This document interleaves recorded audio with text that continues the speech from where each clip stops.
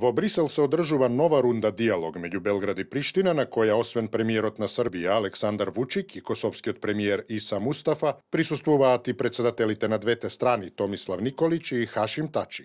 Разговорите се иницирани од високата представничка на Европската Унија за надворешна политика и сигурност Федерика Могерини, која минатата недела ги повика представниците на Белград и Приштина на состанок во рамки на диалогот со посредство на Европската Унија.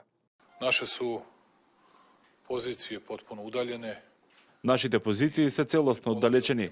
Тие поаѓаат од премисата дека Косово е независна држава, а ние дека Косово е дел од територијата на Република Србија. Затоа, тешко дека можеме да дојдеме до ист или сличен заклучок. Вучиќ предходно изјави дека за таа земја е најважно да се избегнат судири и провокации, како и дека се надева на успешни разговори.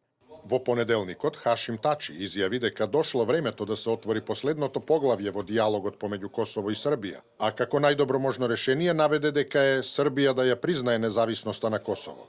Тој рече дека во Брисел нема да разговара за внатрешните проблеми на Косово, објаснувајќи дека темите за состанокот во Брисел не се прецизирани, при што нагласи дека Косово и Србија се автономни земји со свој суверенитет, заради што Косово во ова последно поглавје нема да преговара за прашања кои не се однесуваат на нормализација на односите на двете држави.